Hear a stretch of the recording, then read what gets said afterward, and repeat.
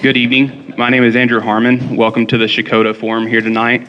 I'd like to take a few minutes to introduce you to our panel and some of our board members. Dwight Luther, which has served on the ECO-EC board for 22 years, representing Creek County.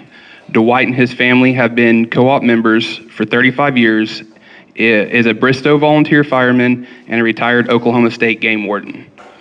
Lowell Hobbs has served on the ECO-EC board for 20 years, representing the Haskell, Leonard, and Bixby areas. Lowell and his family have been members of the Cooperative for multiple generations, running Barefoot Ranch in Haskell. Max Shoemate has served on the ECO-EC board for 23 years, representing the Morris and Okmulgee areas. Max and his family have been co-op members for multiple generations, running Shoemake Dairy. Their ranch was one of the first to be connected when the co-op was founded in 1938. Jay Emerson has served on the ECO-EC board going on 5 years, representing the Checotah and Northeast Lake Eufaula area. Jay and his family have been members of the co-op for 45 years. Jay is a rancher and retired teacher, having taught elementary and physical education at both Midway and Stidham Public Schools. Larry Harvey has served on the ECO-EC board for 17 years, representing the Beggs, Mounds, Slick, Twin Hills, and Okmulgee areas. He served for the U.S. Army Reserves for 6 years, and he retired after 34 years of teaching VOAG and FFA at Beggs High School. Larry and his family have been co-op members on the same land for multiple generations. Jim Hall has served on the ECO-EC board for 10 years, representing Ofuskie County and parts of Okmulgee County. Jim and his family have been co-op members for multiple generations. His occupation is Farm Bureau insurance agent. Mike Vernon has served on the ECO-EC board for 10 years, representing the greater Muskogee area. Mike grew up on co-op lines, moved away during his service for the U.S. Army, and has been a member of the Cooperative at his own home for 18 years. His occupation is a safety and health director. To my right, Dwayne Elam has served as the CEO of East Central Electric Cooperative for 1 year. Prior to that, he served the city of Wagner for 18 years as a utilities manager and city manager. He served for 7 years on the board of the Municipal Electric Systems of Oklahoma, which serves 64 cities across the state of Oklahoma, including service as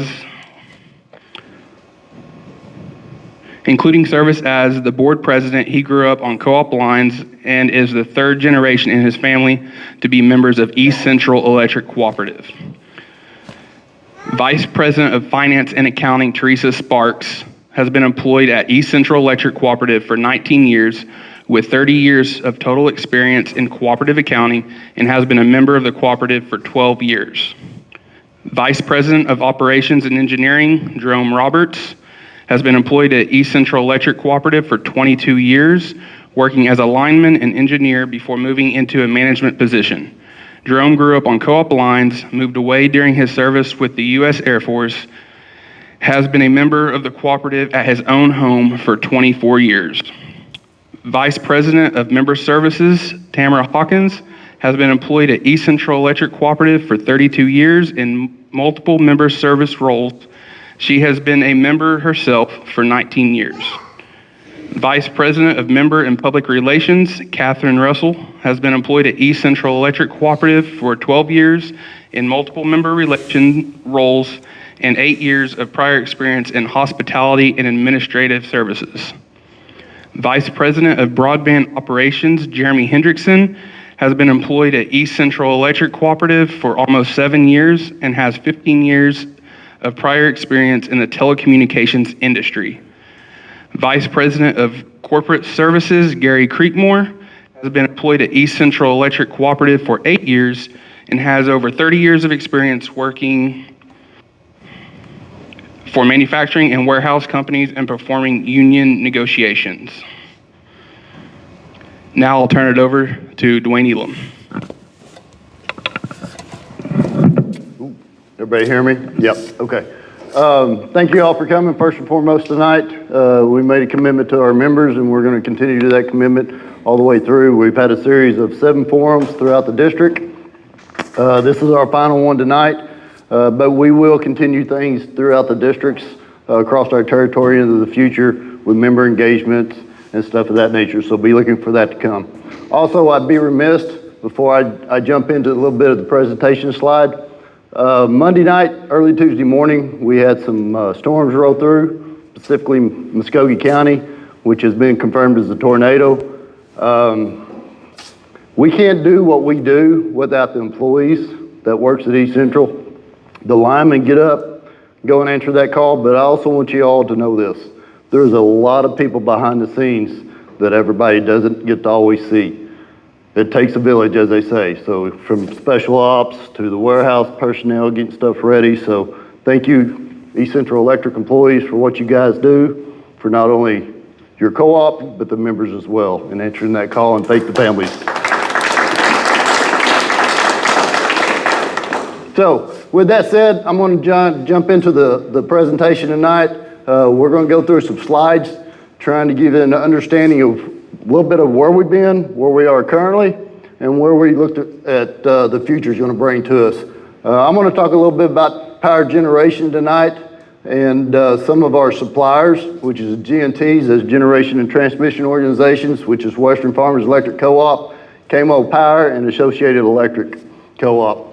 Those are our power suppliers that we purchase power from, that we're able to redistribute down to our members to keep the lights on and all that nature. We've got 4 different bullet points here tonight. The big issue that I want to let everybody know and have an understanding of is a lot of the last 10 to 12 years, there's been a lot of decisions made at the federal level in Washington, D.C.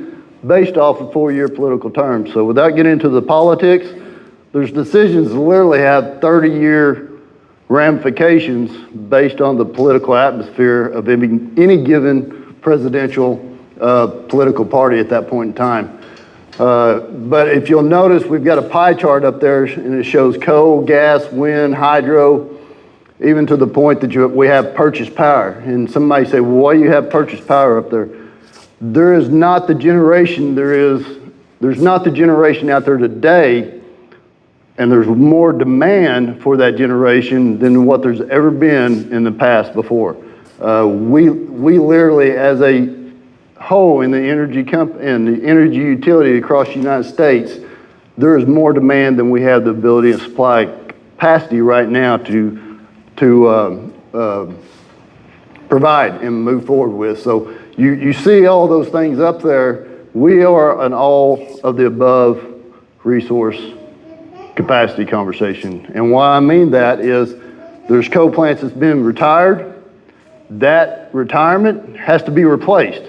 So that's one point. The second point is you've got more demand, so you need more capacity. So you're having to build more generation from that. So if you'll notice, just keep in mind, everything that we're seeing is based on that top bullet point. Reserve capacities, everybody remember Winter Storm Uri and what that happened in our part of the country, if you will. I know growing up and all that, I always heard about the blackouts and the brownouts in California and sometimes on the East Coast. Never in my lifetime did I see that in the heartland of the United States here in Oklahoma. But 2001, I got to see it and experience it, and I got to deal with 2 of those with a total blackout, and we had to deal with nobody having power. Added due to the growth of electric demand across the country, what happened after that aspect? A lot of the GNTs said they could produce XYZ amount of, let's say, 800 megawatts of capacity they could produce. Well, when it come time to call on them to produce that 800 megawatts of capacity, they maybe could only provide 725 megawatts. They were 75 megawatts short. So that's the reason we got into the issue of the capacity changes and the reserve markets being put in place that we did not have prior to, because everybody was overestimating their capacity they had, and we literally had to take rolling blackouts in 2021 during Winter Storm Uri because of that. What's happened since? SPP and a lot of your RTOs, Southwest Power Pool, have increased and put in place a reserve capacity for these GNTs and these RTOs. As you can see right now, 36% is a winter reserve capacity. So everybody that produces generation, such as Associated Electric, Western Farmers, even GRDA and some of the other aspects, Tennessee Valley Authority, but specifically SPP, they have to be able to provide 36% in a winter capacity. Summer capacity, 16%. It used to be a high peaking in the summer. That is flipped now to the winter, and the winter is the hardest time to be able to provide capacity. Rate increases from G&Ts, and I talked about that a little bit earlier, generation and transmission. We literally here at East Central Electric had a 4% increase this past April of 2025. We are currently in April of 2026, and we have had another 4% increase. You might say, well, what's all that increase for, and why is the need for it? I just alluded to the reasoning of what this is taking place. They're having to spend money, they're having to produce this generation so they can have that capacity with the demand that's out there right now. And as I started off this slide tonight, we are an all resources aspect. In other words, we're all the above. We need coal, we need gas, we need wind, we need solar. One thing you don't see in there that's going to be becoming more of an issue is batteries and a battery backup. And we need all that to meet today's growing demand in the utility industry. If you'll think about this, the population is increasing. All the data computing and electronics and stuff in your home that you have today, smart TVs, did you have that 15 years ago? Did you have that 20 years ago? Even 10 years ago? The cell phones, all of that is requiring electric capacity. So we're trying to help in the utility industry in partnership with our generation and transmission providers to be able to make sure that when we have the code issues like Winter Storm Uri, when you go turn that heat on, or when you go flip that light switch, that electric is at your house. So in addition to making sure that we have the financial capabilities to ensure that we can get your power restored as quickly and as efficiently and fast when it goes out, just like it did late Monday night, early Tuesday morning, and we have people that literally got a phone call, woke up, left their families to go take care of everybody else's families to make sure that they had electricity, air conditioner, whatever that needs. So if you have any questions, please come see me. Afterwards, I'll be around having Q&A discussion if you want to, but I'm going to kind of move through this and probably turn it to Vice President of Engineering and Operations, Jerome, up here, and let him talk a little bit about how some of the generation that we have from KMO and Western Farmers and associated transforms and transduces down into your house and how we get electricity to your house.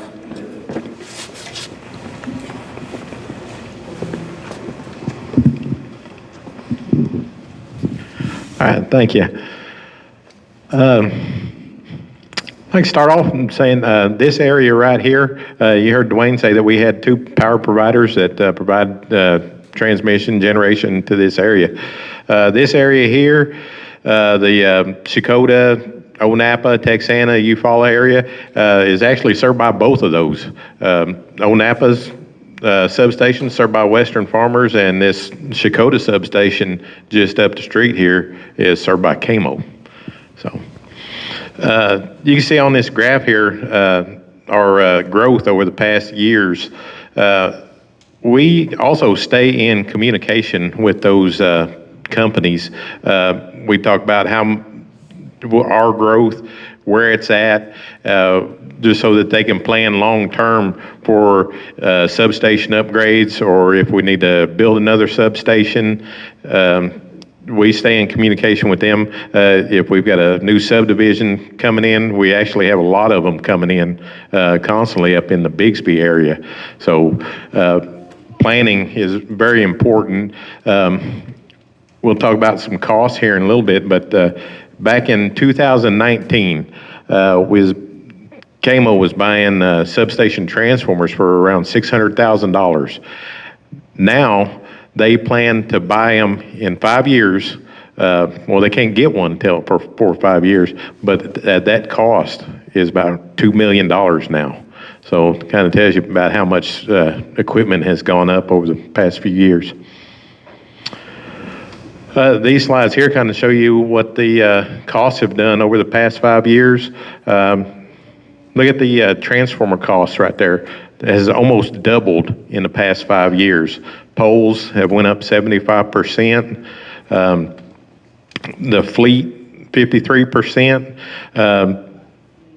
One of the things we're always looking for the best value for the co-op and the members. We put out bids and quotes for material pretty much all the time.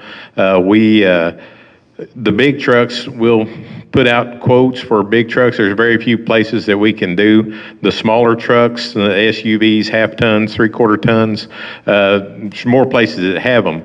We put out, we asked for quotes from 15 different dealers on equipment like that or vehicles like that, and trying to get the best deal for what we need.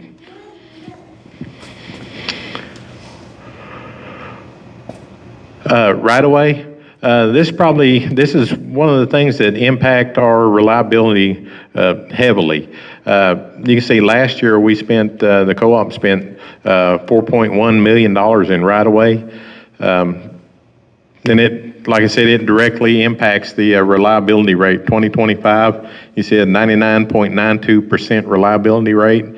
This is one thing I can't stress enough how important it is to be able to trim trees and trim them back. Over just past couple of days, we can see how devastating trees can be to lines, to our lines.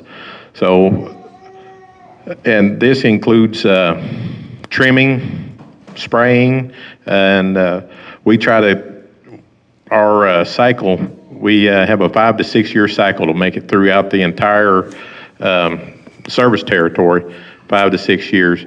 We go through trimming and clearing, and then 2 years after that, we come through and spray those areas and try to maintain. Spraying a tree that's 5 foot tall is a lot cheaper than trying to trim a tree that's 30 foot tall. So, our smart grid fiber that we've installed over the past few years. This is going to be a little short video about what we are working towards. It's a self-healing, I don't know why I can't ever remember that. A self-healing system. This video is going to tell you a lot easier than I can, but we use our fiber grid that we've put up.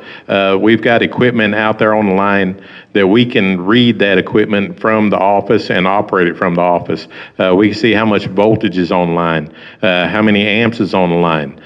We can also operate regulators from in the office.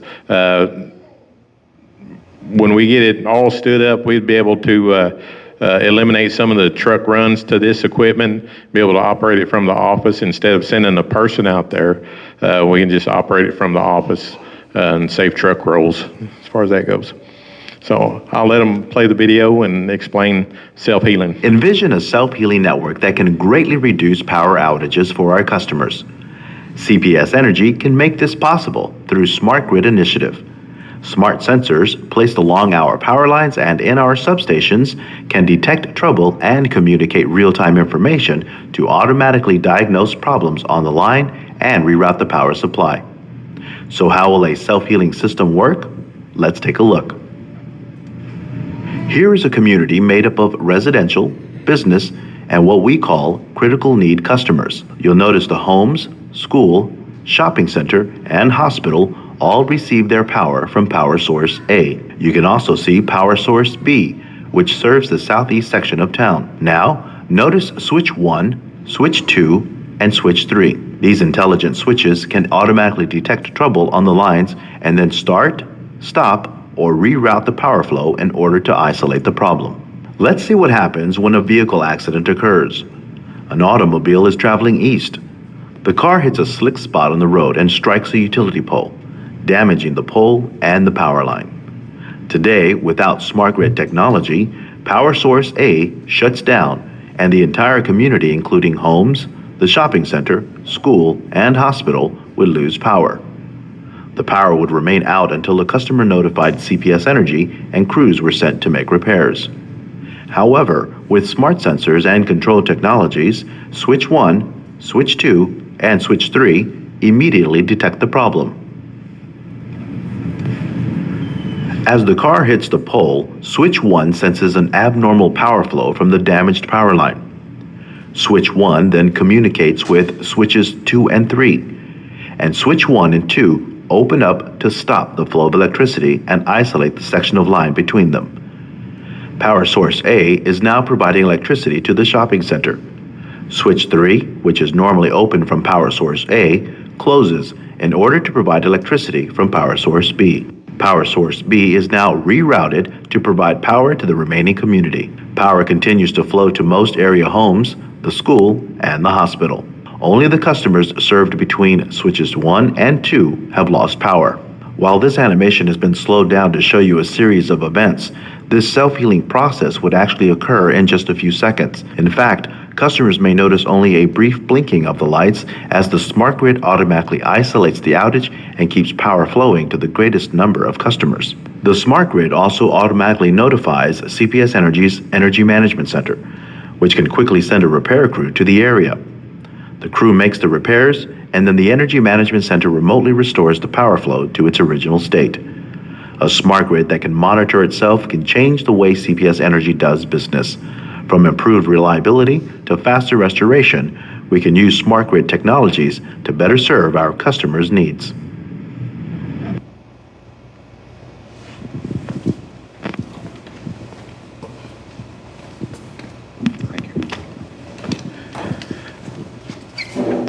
So we talked a little bit about fiber, and you got to see the benefits and the efficiency gains that we'll have on the operations side for restoring electric and managing the electric grid through our smart grid initiative. Another major benefit is the ability for us to provide fiber internet service. In 2018, the board was looking at, they've been hearing, hey, we want internet service in our territory. And at that time, in 2018, 77% of our members were underserved or unserved with high-speed internet. They had the opportunity to secure some grants, so they went to go get a CAF2 award, and they were awarded that, and then made the decision to go ahead and found Echolink in September of 2018. We know what happened with COVID and all the shutdowns and work from home and schools, remote school and telemedicine and all of that. We really sped up the project, and we're able to provide services for those in need who needed fiber internet to continue their daily lives. And we completed our build in July 23, I think. So every member now has access to high-speed fiber internet service. Thank you. Who's next? Tim. Okay, so one of the things that I do is bill you. That's me. So a lot of people ask a lot of questions about the meters. How do they work? How do you know it's right? All of that kind of stuff. So we offer a lot of tools, and we also use technology to read your meters. So those meters are sending us their reading every single night through the power line. And we utilize those readings to bill you. The same meters are also sending us your hourly reading throughout the day. We utilize those readings to help you determine how you're using your power. So we have several tools available. One of the main ones we have is our Smart Hub app. And if you see here, you can see where you can go out there and see what you've been using. You can see it in bubbles across the top. If you're a chart person, you can see the chart toward the bottom. There is a little exclamation point right here. If you hit that, it'll actually flip the screen and gives you the actual raw data. So if you're not a chart person, you want to see the actual raw data, it also gives you that. And if you'll notice on that screen, it states that estimates are sometimes used if we don't get a full reading, and none of that stuff is used to bill you. It's just used to help you determine how you're using your power. Some of the other member tools that we have available also within the Smart Hub app is some analytics. The system is using your meter readings. Every one of your appliances and stuff have a certain algorithm that it emits. So it utilizes that to help you determine, is it your air conditioning? Is it your heater? Is it your appliances? There's even an always on. And I was surprised when I first started looking at mine. My always on is the biggest thing I use on a daily basis. Apparently I have everything I own plugged in. But if you think about it, if you walk into your kitchen, what do you have on that's got a light on it that's on? You got your microwaves, probably got a clock on it, whether it's set or flashing. Most people's newer stoves also have a clock on it. If you have a coffee pot, it probably also has a clock on it. So you don't think about all the stuff we have plugged in that is always sitting there using electricity. So it's very interesting to utilize those tools. So we do have those available as well. Some other things we have available. Next slide. The other things we have available to help you with your billing and stuff, we offer 4 different due dates. So, you know, some people are on a fixed income, they get a check certain time of the month, some just based on when they get paid, based on where they work. We offer 4 different due dates. So if you're in a due date that you feel like just doesn't work well for you, give us a call. We actually can change your due date because of the way we read the meters now. We also offer average billing. So instead of getting a high bill when your heater's on and a lower one when you had the windows open in May or whatever, it'll actually levelize that. It takes your actual usage for the previous 12 months, divides them up, and gives you an average. So a lot of people utilize that. And we also have prepaid billing. We have a lot of members that love prepaid billing. Basically what it does, it calculates what you used yesterday every single day. So you know the next day after you've used something. So if it drops and gets really, really cold, you're going to know, ooh, that was a little high yesterday. A lot of our members that are on prepay, the average prepay member actually saves 5% because they're paying a little more attention to their usage. So also in these tools is the ability to actually see your usage charted. So if you're a chart person, these are actually in the app, not in the app, they're in the web version. And what I've done is I've taken 2 different members here, and I've pulled their readings from the 6th of March through the 23rd. And the reason why I did that is we went everywhere from 80 degrees in that time frame to almost, I think it was 19 degrees was one of those days. So it gives you an idea of how, you know, this top member is what I call a low use member. I happen to know them, so it's a single woman living at home by herself. But you can see how her usage follows weather patterns. And so one of the things that we were talking about is it was nice and warm, and then all of a sudden, right here, it got cold. And you can see how her home reacted to it. This is a bigger home, full family living in it, a lot more stuff going on, and followed the same pattern. And when it got cold, their usage went up. So this is a helpful tool that is available to all of our members to kind of help see how and when your house is using power. And I say all that to talk about degree differential. One of the number 1 questions me and my team are asked is, why did my bill go up just because it got cold? I did not change anything in my house.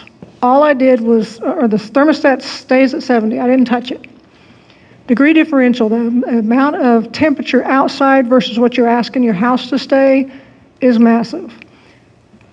Your envelope of your house makes a difference. It definitely makes a difference. The better insulated, the longer it can keep its temperature inside. But as let's say in the wintertime, you kept your house at 70 degrees and it's 20 degrees outside. You're asking your house to stay 50 degrees warmer than it is outside. That's going to work your heating unit.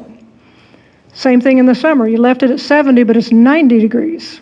You're asking your house to stay 20 degrees cooler than it is outside. So the outside temperature absolutely affects your usage.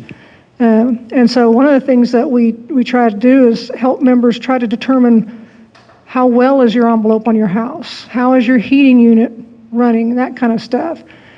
And do I have another slide? So what we do is we kind of, over the phone, we'll kind of talk to you a little bit about it. But most people that's got a high bill, it's usage. And so this chart right here kind of tells you a little bit about usage. Now, like to Dwayne's point, rates are going up, and we're not denying that. And so with rates going up, it's even more important to watch how we use our power. And so this kind of gives you an idea of a 500 kilowatt hour bill at $92, same cost per kilowatt hour, it doubles at 1,000. Then you get up to 2,000. So the higher kilowatt hours, it will make your bill higher. And so that's why we work really hard with the member to try and figure out what's causing the usage. Is that normal for the home, or is there something we can help you with? And so what I'm going to do is have Catherine with Member Services come up and go over what that team does to help the members see how they're using their power. Good evening, everyone. So what Tamara was talking about, we do have some services where we come, if your usage is pretty high, we can come out and look at your home and see what may be causing that high usage. So we do energy audits where we have a third-party contractor come out and they do a blower door test. So what that is they set a machine in the front of your door and they blow air throughout the whole house. And that machine tells you like how much leakage is going through your windows, through your doors, through your ceilings, and it's able to determine that and then give you a full report on where those are located at, as well as they look at insulation, they'll look at your ductwork, they'll look at your HVAC system and see how it's running compared to where it needs to be, and they'll, like I said, give you a full report on that and recommendations of how you can take action to fix those. Also, if you do decide that you want to fix the ceiling or the HVAC or make any repairs or maintenance, we do offer rebates to help you offset on those costs, so that way you're not paying the full price for making these repairs to lower your usage. Also, something we don't ever realize is there are things in your home that pulls some minor usage. It's not really large, but adding up over time, it can cause your usage to slowly go up. Like your stoves, your refrigerators, they've got clocks on them. If you have a smart refrigerator, a smart washer, they are constantly running because they're constantly seeing what's going on. They've got sensors. It also, like the new refrigerators out there, do a two-way communication, so it can tell you what's in your refrigerator and send it to you. So it's constantly using power, as well as your charger. So when you plug in your phone charger and you leave it plugged in, it's still pulling power. And what we call those energy vampires, because although they're small, they're still pulling minimum amount of usage and power through your home, which really adds up slowly over the year. Also, when we talk about peak demand, so peak demand is the total capacity that your home is going to use at a given time. So if you turn everything on in your home and run it all at the same time, turn it on at the same time, that is where you're hitting your peak. That's where you're hitting your demand. That's saying how much your home needs of power right away and now. So what we ask is if you level it out, that helps offset that peak that you set, because whenever we get the power bill from our power suppliers, we're charged on that demand because they have to make sure and ensure that you have that top level of power that you're going to need if you decide to turn everything on. But leveling it out will also help on so much pull on your appliances trying to work all at the same time, as well as it'll help offset that demand and lower it, so that way it's not large at the end of the year. Also, Dwayne's going to go over how we can play a part in peak demand and what we can do to help lower costs on that side.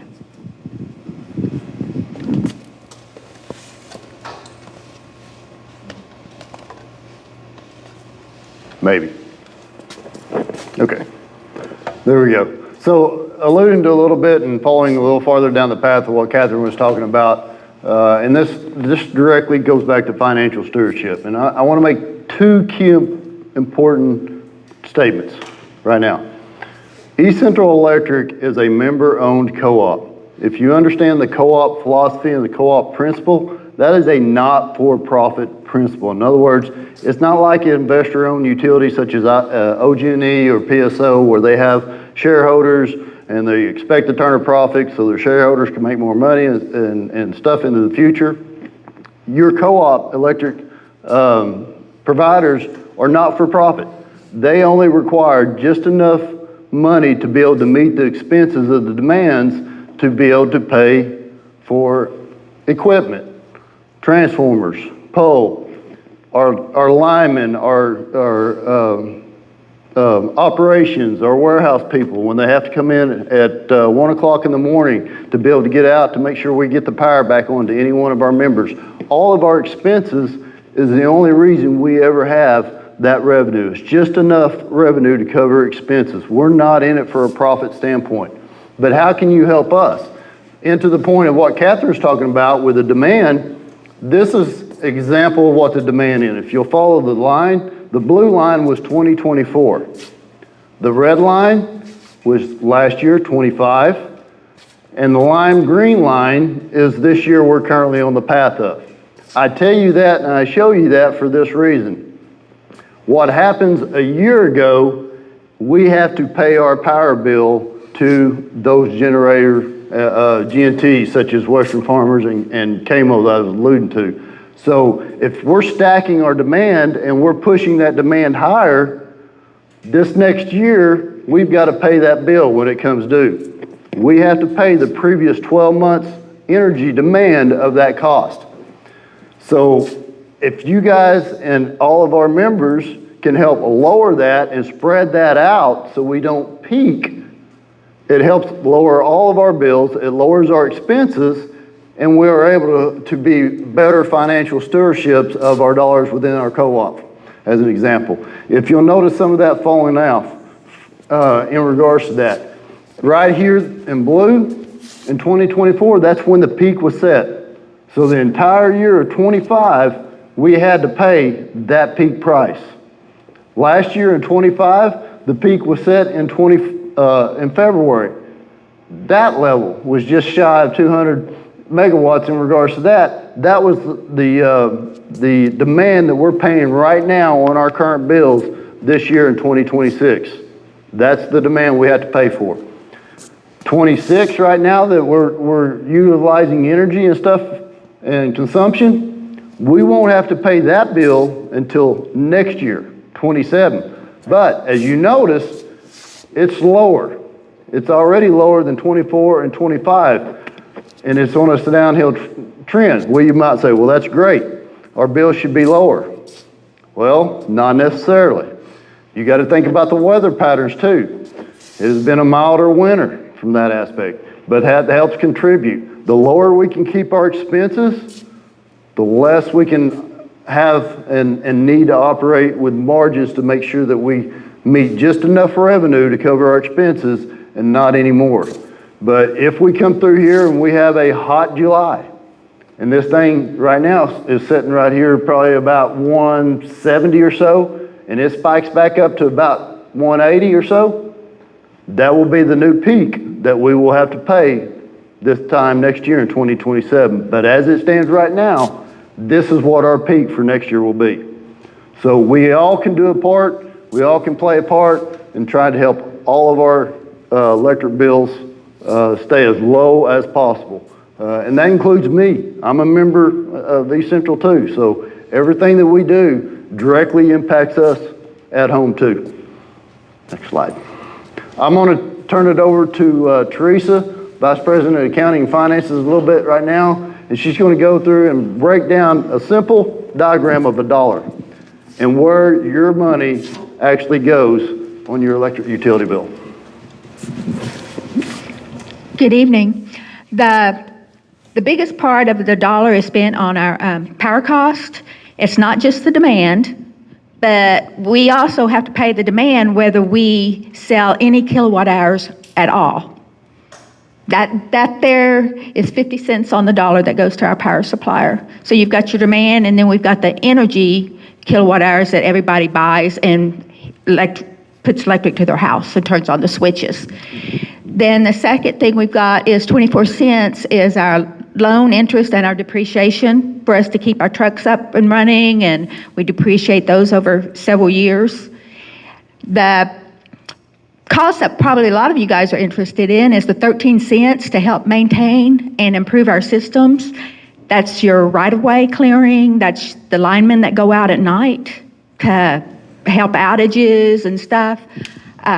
It's our warehouse people. This is where the maintenance and taking care of our system is. Then we've got 8 cents for our facilities and employees, and then 3 cents for the member services. That's Catherine's area and the girls up front that talk to our members and everything. Some of the actions we've taken to help levelize our bills and stuff, we're looking at the CCA, or the consumer cost adjustment. We're trying to level that out so you don't see any big peaks and valleys. Also, the power cost adjustment, the PCA, is also leveled out, so we don't see any peaks and valleys. But as Dwayne has referred to, power cost is going up, and as the power cost goes up, that's where the extra cost comes in. We have so much built into our rates, but if it goes above what our rates is, we collect it with the PCA, the power cost adjustment. We are also having to cost of service study, which is someone that comes in and they evaluate all of our expenses and all of our revenue, and to help us charge our members correctly, that we're not over collecting from our members or under collecting that.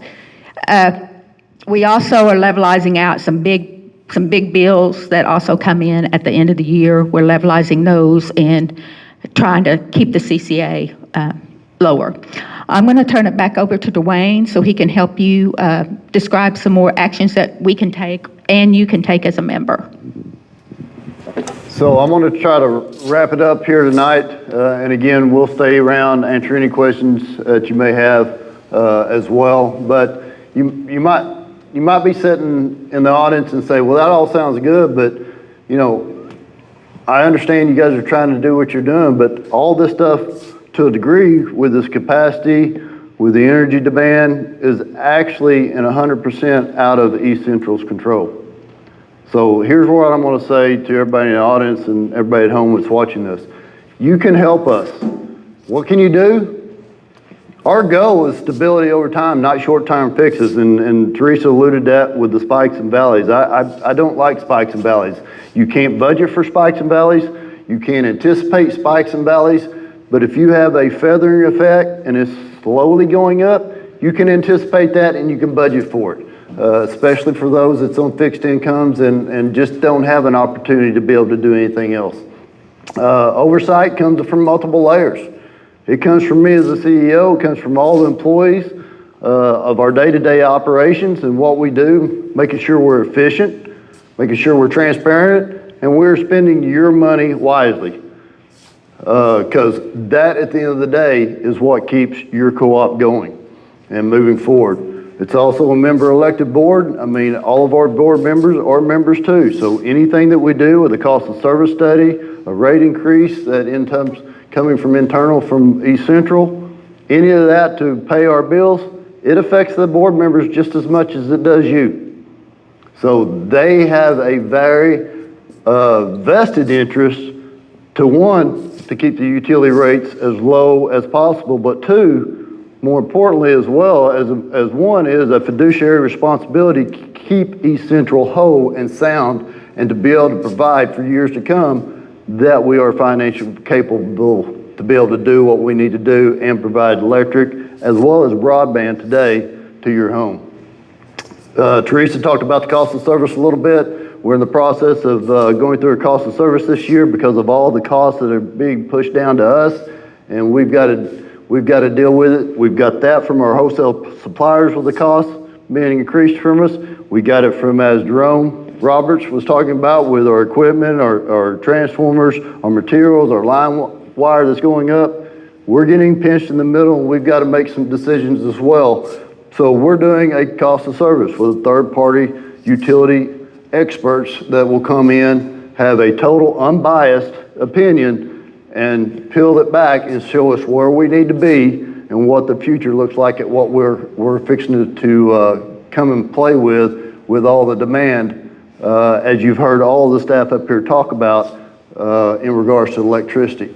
So back to the very first box over there, what can we influence? State and federal regulations. Contact your House of Representatives, your senators. They're the ones that sets the policy. They're the ones that helps control some of this growth. The GNT making, generation and transmission entities. They're the ones that are having to try to make these decisions that are very scary, just to be frank right now, because there's having to be a lot of money expended to ensure that when you flip that light switch on, that electric and light is going to come on as you expect and I expect too. What can we control? We can control our planning to the best of our ability until Mother Nature throws us a curve like she did Monday night, early Tuesday morning with that tornado in Muskogee County. Transparency, we can absolutely be upfront and honest with you. Sometimes you might not like what we say, and it might not be the best thing you want to hear, but it will absolutely be the truth. And we will be upfront all the way through this process. And our main aspect on the back end of it is, Jerome alluded to a little bit, we have a 99.92%, I believe it was, reliability in electric rates, or electric. We don't want to go below that. We want to make sure when something happens, you have that electric there.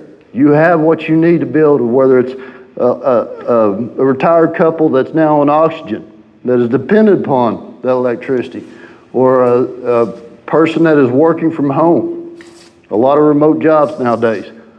All that comes into this play, and we've got to make sure that we are able to provide what you need from a utility standpoint to be able to do that. So we're doing everything that we can internally in East Central to stabilize some of the challenges that we're dealing with right now, but you as members can help us as well by contacting your state legislatures and your federal legislatures and letting them know what you're facing and what the energy market is doing to us as a whole.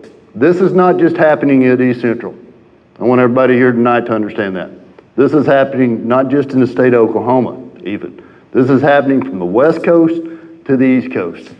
And if you don't believe me, if you have social media, go on social media and just type in at the top in the search button bar, type in high electric rates. You're going to see everything from everybody across the entire United States that are having the same challenges that you and I are with high electric bills and everything that we have going on. So with that, I'm going to close the meeting out tonight. I'd be happy to answer any questions. We'll hang around. Thank you for coming tonight, and please reach out to us. Let us help you. We're here to help, but we can't help you if we don't know you got a problem, or if you don't even reach out to us to try to open that communication so we can do something. So with that, I'm going to close it out. Thank you guys for coming tonight, and have a good evening.